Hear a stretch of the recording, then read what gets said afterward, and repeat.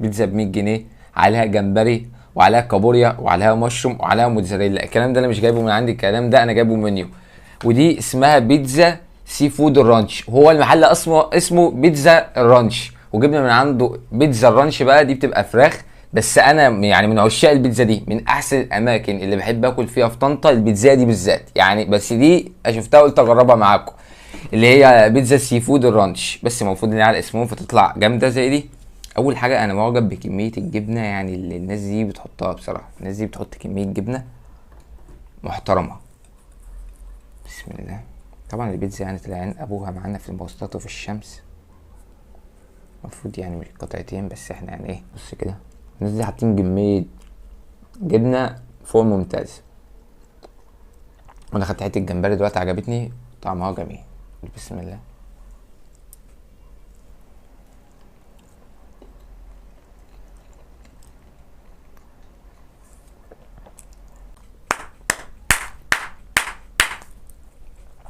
بامانه من احسن الاماكن اللي بحب اكل فيها في طنطا. لا يدخل يقول لي اعلان، اقول لك اقسم بالله هم شافوني ولا اعلان. ما تصدقش الهبل ده.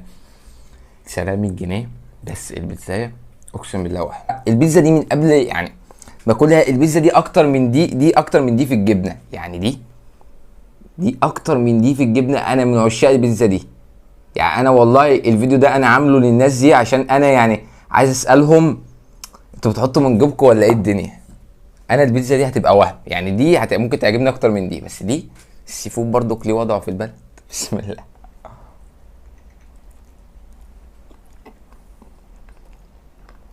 احلى حاجه بتعجبني عندهم ان شريحه البيتزا بتبقى مليانه يعني. تبص من تحت كده الشريحه ذات نفسها، لو هي عليها سي فود او عليها فراخ او عليها، بتبقى الشريحه ذات نفسها مليانه. انا والله بقى للناس المحترمه، بس انا اللي مزعلني منهم نقطه واحده. ليه هاينز؟ احنا ناس مقاطعه ومش هناكل الحاجات دي.